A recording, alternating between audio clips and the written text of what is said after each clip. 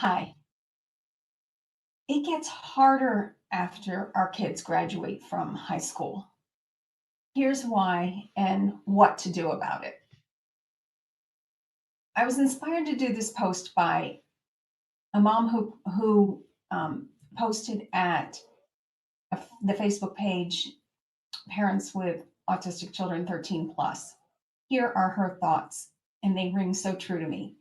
No way did I imagine that this would get harder as my bug got older. I didn't even know what autism was when she was a baby. Screening started in elementary school, an IEP was in place by 5th grade and throughout high school. But as she aged, I started seeing the obvious, specific repetitions, social awkwardness, difficulties in communication or carrying on conversation, not recognizing social cues, incredibly slow pace, but an amazing imagination and ability to express through artwork. She was aware that she was different, but wasn't sure why she couldn't do something or why someone didn't understand her. I started seeing that my daughter was going to be a child longer by the time she was 16. No driver's license or employment, but a constant focus on her current obsessions, toys, blankets, characters that make her happy. Because but happy didn't last, especially after COVID shut the world down in 2020. Fortunately, graduation happened in 2021, but so did depression. But it didn't help when I was selling her childhood home or her normal. Then we tried a couple college courses, and after 3 weeks, I could tell that college isn't for everyone. Always behind and getting more frustrated and depressed. I cried when she wasn't with me because I felt helpless and know this is hard for her too. Ah, you hit on so many wonderful touch points that we all feel. And I'm so happy you wrote this post so that I can answer and offer some things that I would like to share with you that have worked with our 6 adult children, age 25 to 52. Three are, several are autistic, and all are alternative learners. So let's start with the end in mind. Adulting is what we want our kids to do, and that's the set of mental tools that help our kids manage their thoughts, emotions, and actions so they can achieve goals set by them for them. When we think about it, now that they're out of school, who's going to do the doing to achieve the goals that they want in life? They are. Who's going to decide what they want in life? They are. And that is so much harder than it used to be because school defined life for them. All they had to do was do this course, this worksheet, this read this book, write that paper, whatever it was defined. Now they have to define it. And that is complicated. But it can be simplified. And I had to figure this out. So I did simplify it. It's much simpler if you have a roadmap. What's our role now? Our role has changed. We used to be a tutor, we used to be an advocate, in the IEP process. We used to be a, scheduler of events to try and, fertilize and encourage all of the social skills that we were hoping would come up, would develop with our kids. But what is really our role now? And I believe it's three things. I believe we need to encourage our kids, we need to warn them of dangers, and we need to be consulted by them. And I actually borrowed this, that's for the crown. I actually borrowed this from a book by Richard Bagot's The British Constitution, because this is the role of Her Majesty the Queen. And, when you think about it, she doesn't legislate and tell the British people what to do. She encourages, because she's seen how many prime ministers, how many different things since she was in her 20s and became queen.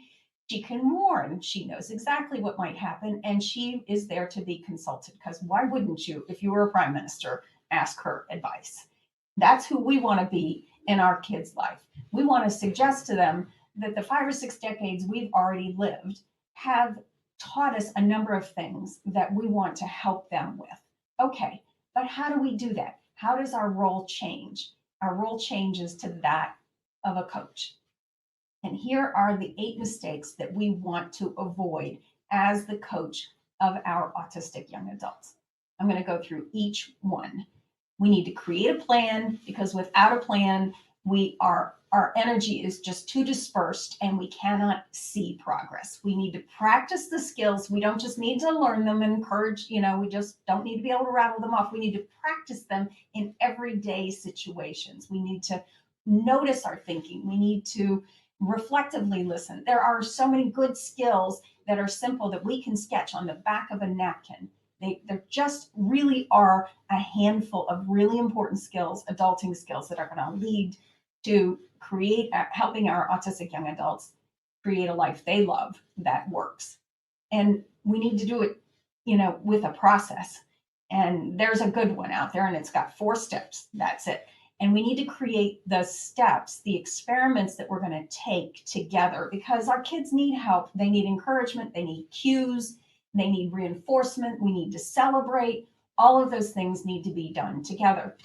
And we need to warn them of the risks, especially around buffering, which means that we're not feeling our feelings. We're trying to escape them. We're escaping our life. And escaping can look like Netflixing, YouTubing, playing games incessantly, street drugs, alcohol, sex, you name it. There's a lot of options for buffering, and that we need to notice. We need to warn them of the risks, and that what's creating those urges to do those actions are their thoughts. Key. All problems are thoughts. Also, our 7th one is that we try to do too much. If we try to do so much at once, our energy is so dispersed, we just cannot notice our progress, and our brain just gets overwhelmed and it thinks it's all, we're never going to figure this out. And that leads to depression. And then a regular reviewing of what those things are is so necessary to A, reinforce that we're making progress, and B, figure out what we're going to do next. So let me go through each one. Not creating a plan means that's just basically taking life and breaking it down. I've broken it down into 10 domains in the art of adulting. They really make sense. I've used them for over 20 years myself, and they are collectively exhaustive and mutually exclusive. So we can narrow this down. It's just like putting together a business plan. You wouldn't go out, or a marketing plan. You wouldn't go out and do all that spending of money without some kind of a plan, or hiring all those people without some kind of a plan. And I suggest that why would we want to spend our energy and ask our young adults to spend their energy without a plan? Because energy is the currency for progress. So we need to practice some skills. There's some basic skills. There's some thought skills. There's some listening skills. There's some learning from experience skills, and they're all based in journaling. The psychologists have really come to the conclusion that is the way to make progress in our mental health, strengthening our mental health, our mind. Journaling is the key, and I provide a handful of really important ones, a couple of optional ones, but a handful of really important journaling skills that if they, when they practice them over and over again, they'll start to develop a history of where their thinking is. So important, because our kids really generally tend to have an overactive mammalian brain, the limbic system, that gets them into flight, flight, or panic. And when they're in panic, they cannot remember, they cannot use their prefrontal cortex to plan, to figure things out. And having the journaling done helps them see, oh, I remember when I faced that problem, and look what I've learned since. It's amazing to track the progress our kids have made through their journaling. We can do this. We can do this. The third thing is not creating collaborative proactive solutions. This is Ross Green at Lives in the Balance. This is the process that he teaches. So first we figure out what the facts are in the situation, what their thoughts and feelings are about it, ours, because it's got to be a solution that's going to work for both of us, and then what are the next steps we're going to agree on. this makes all the difference in the actions that our young adults take. And then, of course, not creating that together, because collaborating, we're going to get a much better, set of steps to practice. It's just true. And we can notice when they're practicing those steps, and we can celebrate and reinforce and cue and do all the things that we do as parents of autistic young adults, where we encourage, warn, and are consulted. And of course, this whole process of creating a plan together connects us, lets them see that we are the coach in their life. We are the ones who want to see them succeed. And a good coach is going to encourage the practice of the processes that work. Then we need to make sure they manage risk. And risk is real. Risk is losing all of that energy to something that just doesn't create anything that works. A lot of gaming, a lot of alcohol and possible drug use, a lot of screen time, watching videos, whatever it is that our children use to escape the life, escape doing the actions that they need to do. Now, I'm going to say escape, but I also want to recognize that we do have kids who can have ADHD symptoms, and 50% of autistic kids do. So sometimes it really is hard for them to focus and get down to doing the work, but that doesn't mean we can't create compensatory strategies. There are so many great ideas out there. Dr. Sharon Saline just did a session with me where I outlined 12 of her great ideas about how to help get your kid get things done from an ADHD expert. That's what she is. She's amazing. And then, of course, not noticing, what is it that I'm thinking that's creating my emotions and my actions that produce my results. We really have to teach this metacognition skill that only develops in our kids in the 20s.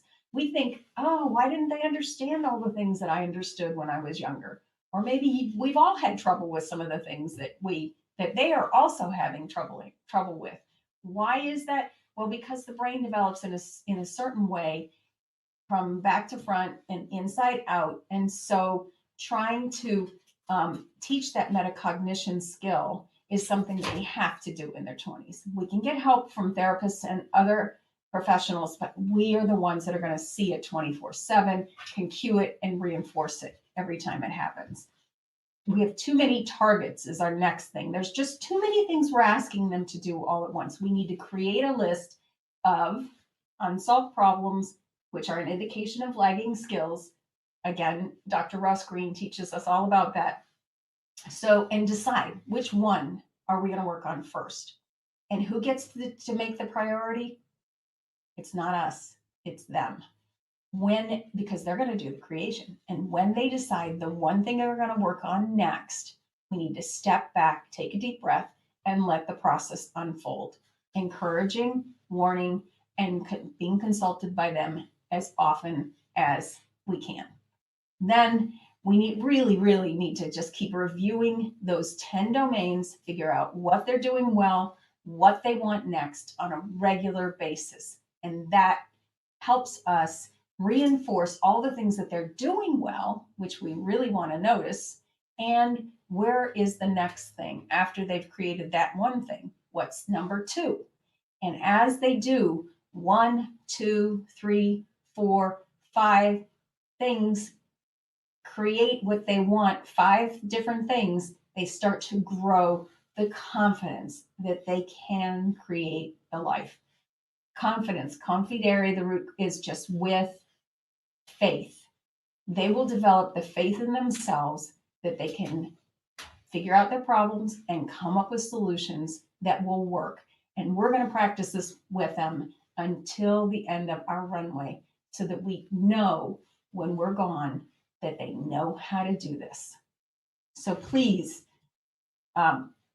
notice that I have a free download outlining each of these mistakes to avoid. And I want to just end by saying mistakes is spelled that way on purpose. This is just, when we have tried things and they don't work, they're just mistakes. It's like when they're filming a movie They sometimes film the same scene over and over again because it was a mistake. So mistakes just are things to learn from. I've had to learn from a lot, but we had to figure this out, and we have. And then I've taught it to the members of the Art of Adulting, and I'd love for you to join us there because they tell me that it's working for them. They've gotten around a few corners and they're making progress, and they're making it peacefully and predictably. That's what we want because we love our kids all the way down to their toes, and we want to stay connected with them and just create a life together that we all love that works. So please come to my blog and you'll find the transcript and links to some of the resources that I mentioned here. And please download 8 mistakes to avoid when systemizing adulting with your autistic young adult. I think you'll find it very helpful. Bye for now.